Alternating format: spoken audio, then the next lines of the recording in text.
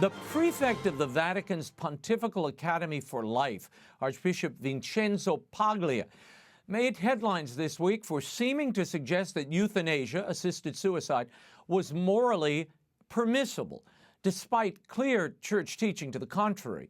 He and the Vatican later attempted to clarify his original statement. And in the wake of China's appointment of a Catholic bishop without Vatican approval, the UK Parliament has issued a report on freedom in communist China, as well as the current situation of jailed Catholic dissident and democracy advocate Jimmy Lai.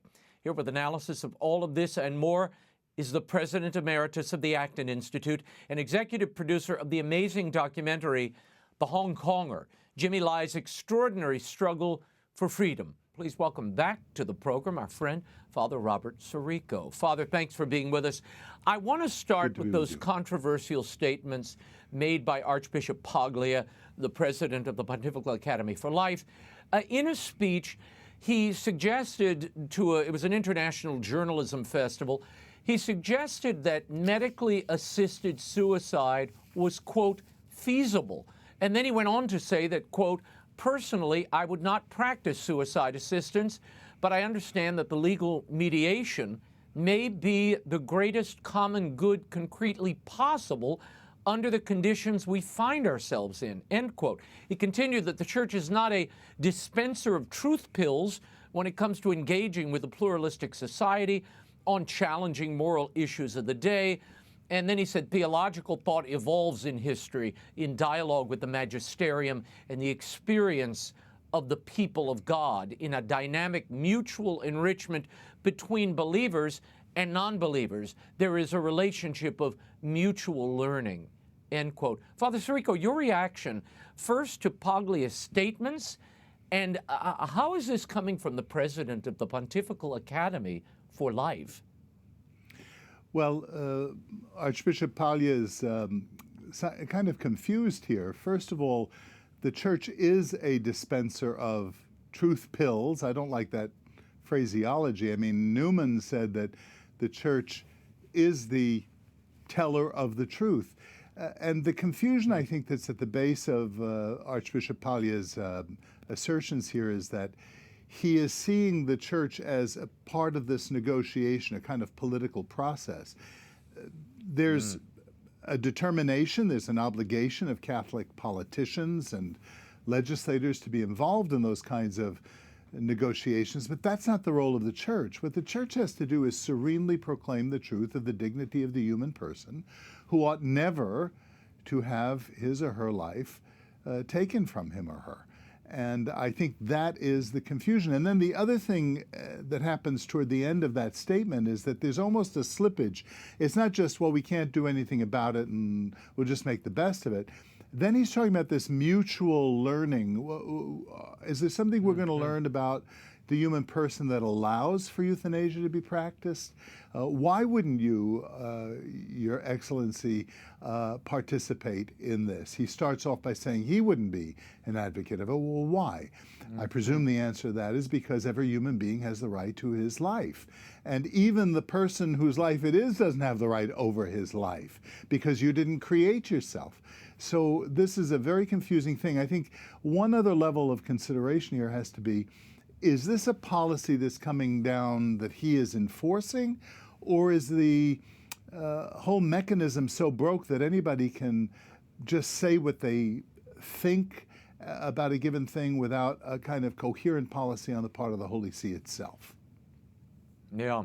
Well, on Monday, the Pontifical Academy for Life responded to the outcry over Paglia's statement, saying that, quote, Archbishop Paglia reiterates his no towards euthanasia and assisted suicide in full adherence to the magisterium. The statement claimed that Paglia's comments were about a ruling in the Italian Constitutional Court and that the Archbishop gave his opinion that, quote, a legal mediation, but certainly not a moral one, is possible in order to keep assisted suicide a crime in some cases while decriminalizing it under certain conditions. Now, Father Sirico, just for you in the audience, currently, assisted suicide and euthanasia are illegal in Italy. Yes. Your reaction? Yeah, it's quite striking. It's quite striking. All the Archbishop had to do was say, the Church's stance is that human life is valuable, even when it's under stress. And that's our position. The politicians can deal with the feasibility of a particular piece of legislation. That's not his role as the president of the Pontifical Council for Life. This is really a grave scandal, and I don't think that the quote-unquote clarification clarifies anything. No, it's just more confusing. And again, if you're going to say you're weighing in on a ruling by the court, well, make it clear to the international audience that is confused what the law in Italy is. And thus far, it's illegal. So it's very vexing and confusing to try to unravel all of this. But I want to move on to a far more important story, I think. At the end of his 5-day visit to China, Hong Kong Bishop Stephen Chow announced that he invited the leader of China's Catholic Patriotic Association, that's the government-run church, Archbishop Joseph Lee, to visit Hong Kong. Now, Chow's visit to mainland China is the first by a Hong Kong bishop in nearly 3 decades. This gesture by Chow is reportedly aimed at improving strained Vatican-Beijing relations.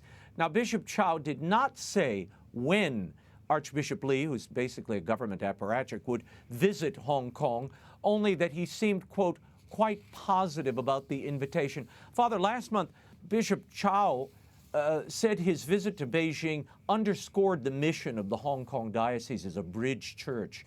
Is it at this point? Well, no, it's a wholly owned and operated functionary of the Communist Party. I mean, let's remember that Archbishop Chow's predecessor, Cardinal Zen, was put in jail, even though briefly, and has had his passport taken away from him so that he can't travel. He was allowed to go to Pope Benedict's funeral for 5 days. He got out of the country. But no, I mean, as to the bishop, the visit of Archbishop Lee to Hong Kong, I think that's a good thing. I think anytime somebody who lives in a immense prison camp can even begin to see a little bit of freedom, as the Hong Kong people still retain some semblance of freedom, that's a good thing. But no, I think this is a very sad reality. Do you know, if you want to go to Mass in China, you have to notify the Communist Party on your app to get permission to go into Mass. It's checked. And if you just go into Mass on your own, you can be arrested. They have retranslated the Bible. I think it's a very sad situation, and becoming increasingly so in Hong Kong itself. Yeah.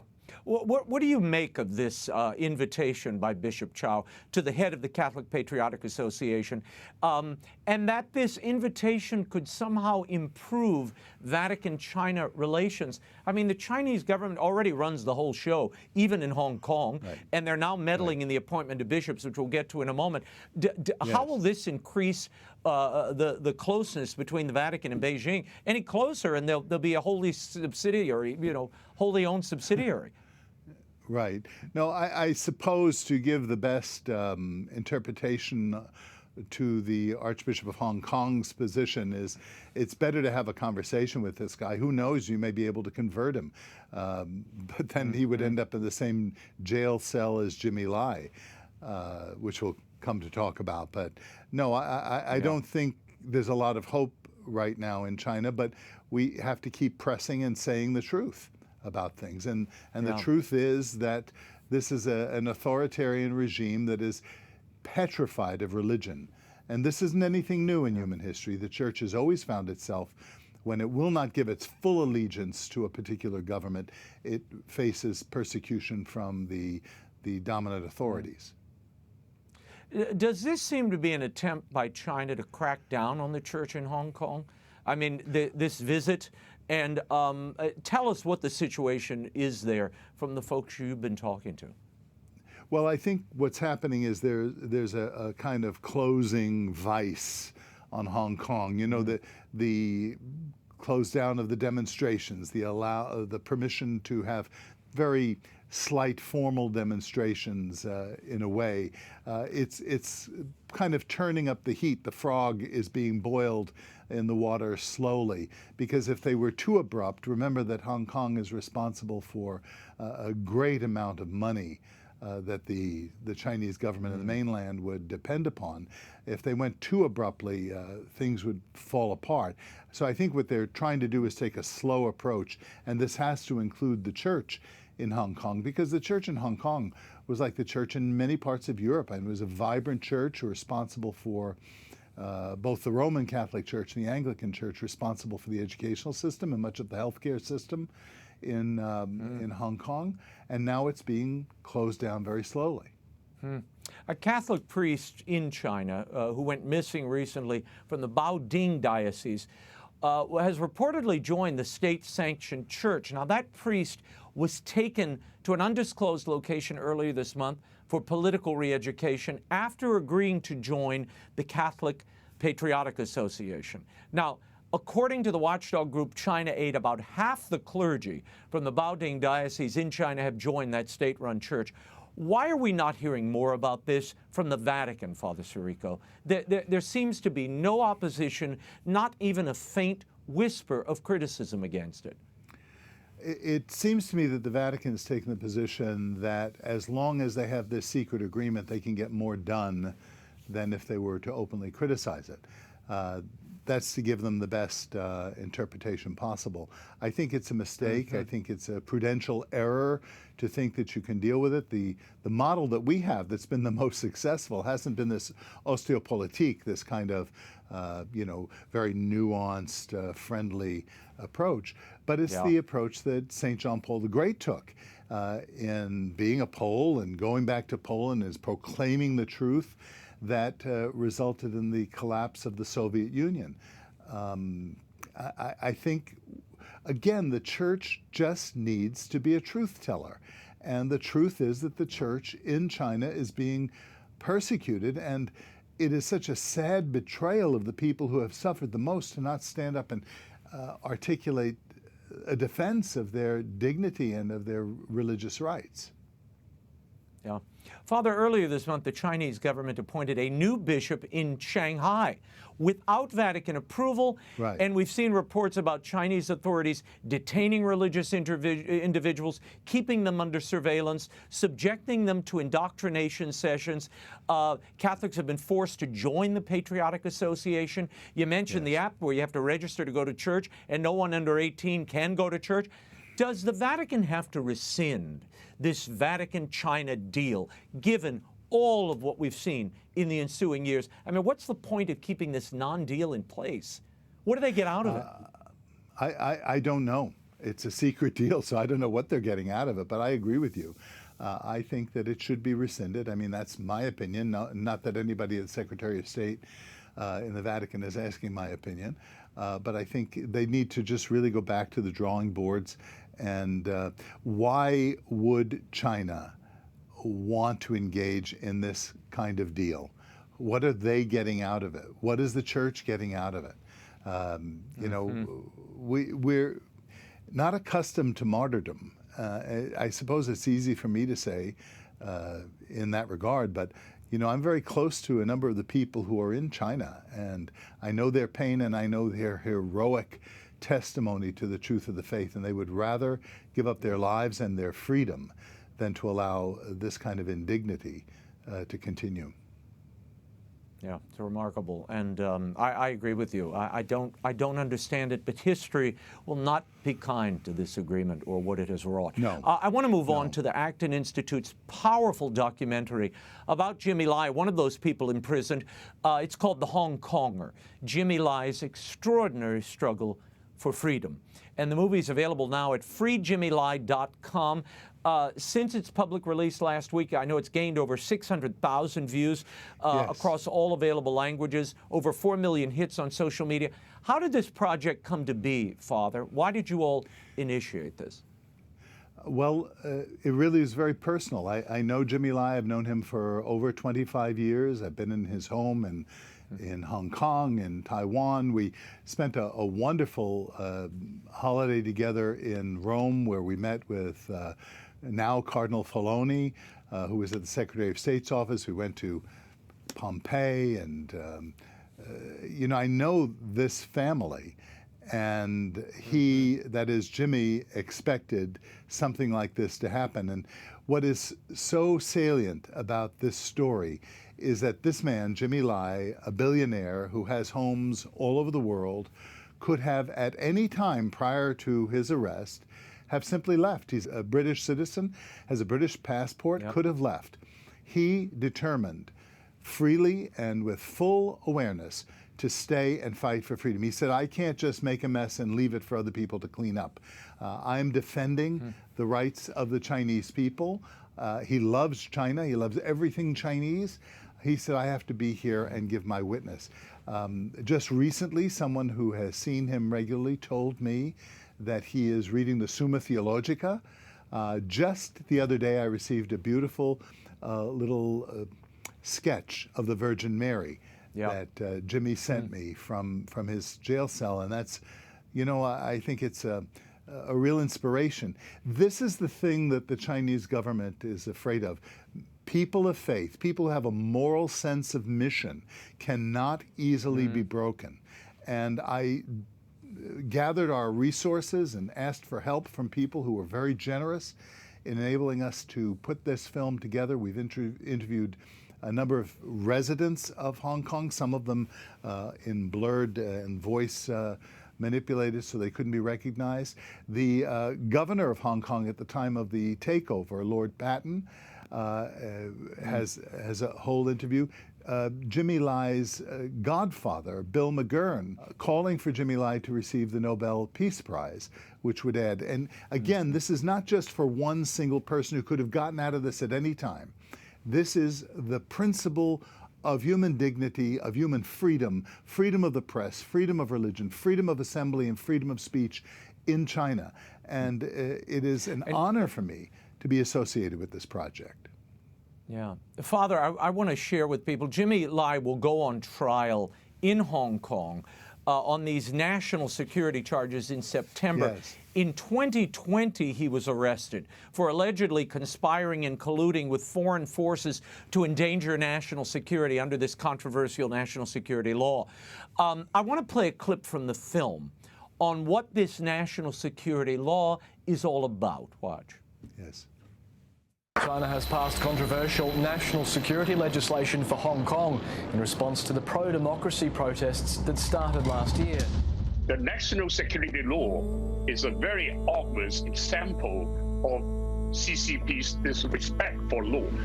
The national security law was conceived by people in Beijing as an instrument to bring Hong Kong to heel. It establishes a Chinese law which sets up special courts, special police to capture almost any activity in violation of that law. The crackdown is total. Sitting here in London speaking about Hong Kong, criticizing the Chinese regime, I'm in daily violation of the national security law. Matter of fact, that I'm giving this interview, if I went back to Hong Kong, I could be arrested.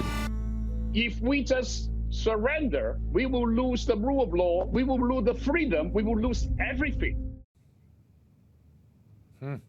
What is the long-term effect of that national security law on Hong Kong?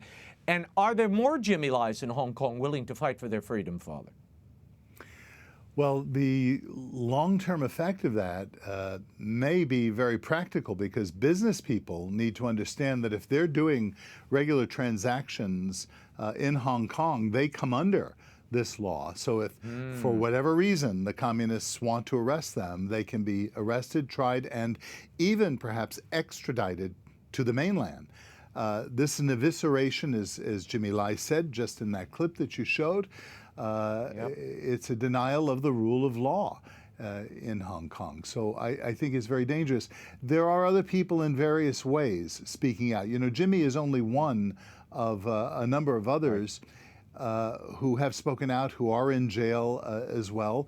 I think the hostility directed at Jimmy by the Communist Party is directed at him precisely because he's seen as the ringleader, the inspiration, the band leader of the whole thing, and that's why they're using him as an example.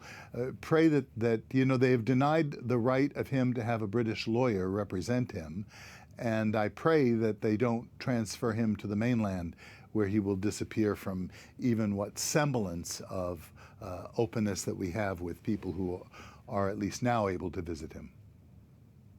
I want to play another clip. Now, this one concerns the dilemma the West faces, being able to defend Hong Kong while dealing with China. Watch this. A China that does not respect the right of its people will not respect the right of its neighbors. That is the trouble we are facing. Our guys on Wall Street are not helping the cause of freedom. We've certainly allowed our economies to become too enmeshed. Any company who bow down to China just for profit, that will hurt the dignity of American people. Later in the documentary, you point out, Father, that the West has to stand by the principles of free enterprise and true freedom, even if it costs them something in the marketplace. Is the West willing to do that? And how enmeshed is the Chinese economy with the United States and Europe at this point? Well, the enmeshment between the Chinese economy and the rest of the world economy is incredible. I mean, to pull it apart is next to impossible. But I think what we can do, and you know, Raymond, I've been on your show enough, your viewers know me well enough to know what a defender of the free economy I am. But let's remember that the free economy is only free under the rule of law. It's not just savage capitalism we're talking about. It's a free enterprise that is rooted in the right of contract, private property, and under the governance of law. And when China wants to have a free economy without law, then we have a very dangerous situation. And everyone who engages in enterprise with China, or with Hong Kong even, is risking their own goods and services, which can be confiscated at any time, and even, as has already been pointed out, even their personal freedom, if the whim should strike the rulers of the Communist Party. Father, should we sever trade relations with China? You know, Ronald Reagan cut off trade with Russia. There was no trade during that Cold War. Should we kill most favored nation status with China at this point, given the egregious human and religious rights abuses?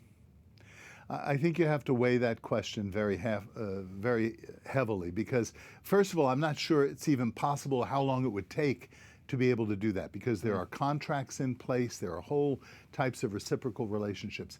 But let's say we did that.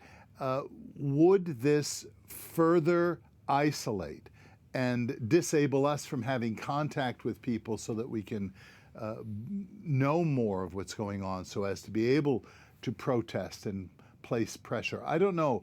I think the question is a very delicate one and a very difficult one, especially as China now begins to make relations with other nations like India, like Brazil, like Venezuela, like, you know, other nations throughout the world, and their entrance into the markets in Africa, the building of bridges and the setting up of loan systems that obligate ports, especially ports. They're buying their way in, and these Western governments are more than happy to allow them to pay to play. And the dominance of the Chinese then in those markets where they take over the ports, they take over the train station, because the poor countries in Africa and elsewhere can't afford to repay the loans. This is a scheme. And I worry the United States is facilitating all of this and paying for the destruction and enslavement of people. This is very dangerous, and if not facilitating, at least allowing it to go on with any kind of competition. Why aren't our businesses competing with Chinese businesses, making more lucrative offers to invest in this? Let's step back for a moment and remember the desperation on the part of China. They are under a demographic winter that is about to set in about 10 years, and that's the result of the one-child policy, which they can't compensate for. They can't fix this thing overnight. They've attempted to now. They've abolished the one-child policy. But what does that mean? That means that most young people in China have no cousins. It means that because of the abortion situation in China, that most of the aborted children have been females, because males were considered more lucrative, a better investment. So you have these men without women. This is an untenable situation, so they have to expand their markets, because remember that the human person is really the agent of creativity. And when you limit the number of human beings, you're impoverishing yourself. And I think the Chinese are beginning to realize this, so they're expanding very quickly, or attempting to expand very quickly.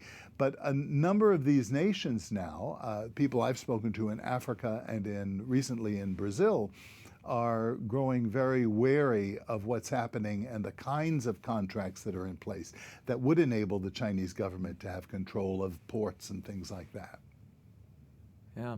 On Monday, the All-Party Parliamentary Group on Hong Kong published a report following a 3-month-long inquiry into media freedom in Hong Kong, urging the UK government to treat the case of Jimmy Lai, who is a British citizen, as a political priority and to pressure Hong Kong authorities to release him. The report was critical of the British government for making, quote, barely a whisper in response to the arrest of a British citizen on false charges. The report called on the UK government to, quote, speak publicly about Lai's case, apply targeted sanctions against those responsible for Lai's arrest, and provide Lai with consular support, and use its seat at the UN Human Rights Council to raise his case and those of pro-democracy activists. Do you think there will be more attention brought to the case of Jimmy Lai by the UK and the UN after the release of this report? I think this report is very helpful in raising the concerns, and I'm particularly edified by the delineation of very concrete, practical things that can be done in Jimmy Lai's defense. And remember, it's not just Jimmy Lai that we're defending, but the people of Hong Kong. And I think if some similar path could be taken by other European governments, including now the United States government, which has been relatively silent on it, the Vatican has been relatively silent on it, I think this is the effort behind this film, The Hong Konger, to get people to go on the social media and begin pressuring their politicians. And especially if in October, Jimmy Lai and Cardinal Zen and the others who were arrested receive the Nobel Peace Prize, it will raise global consciousness about what's happening in China that affects, as I said before, religious liberty, liberty of the press, liberty of assembly, all of these liberties and the rule of law as a whole. Yeah, it's amazing to me. We talk about democracy and we have to defend democracy in Ukraine, yet our Chinese brothers and sisters are taken to the slaughter, marched into camps, sent to prisons, and no one raises any objection. I mean, why haven't we heard more public outcry, particularly from the UK and the United States, about what's happening in Hong Kong and Jimmy Lai and other journalists who were in prison there? Well, you know, this is the question we've asked over and over again during the Cold War. I mean, it took a while for people to understand who Alexander Solzhenitsyn was, who Sharansky was, and these other freedom fighters. And this is where we're at right now. We're articulating this. We're calling for people to stand in solidarity with the Chinese people being persecuted by the communist government. So you're doing your job, Raymond, by airing these kinds of things repeatedly on your show. And the EWTN network throughout the world has the opportunity to go on their social media and call for the freedom of the freedom fighters in Hong Kong. Yeah.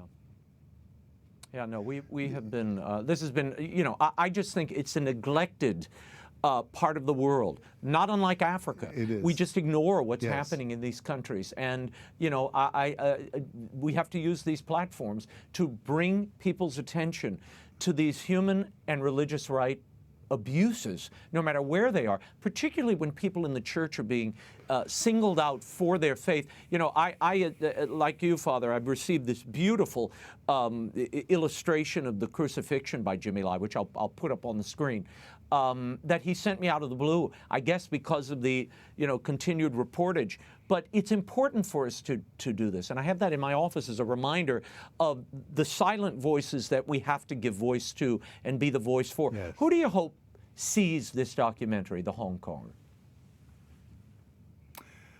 I would love for people in the Vatican to see it and to take it seriously. I would love for people in mainland China to see it, to see the love. I mean, you know, this is an argument not against the Chinese people. They're resilient people, they're creative people. China's experiment with human and economic freedom over the last 30 years has been nothing short of astounding. We only wish more of that. It would be wonderful if we had a global economy where we're interdependent, where the division of labor is diverse. I believe that trade with other people breaks down prejudices. And it may very well be that part of the silence is just that people don't know, or maybe they have innate prejudices against Asian people. I think these are the kinds of things that can be broken down so that we can have a mutual prosperity, that we can enrich each other. I hope the people of China will see this documentary. Yeah.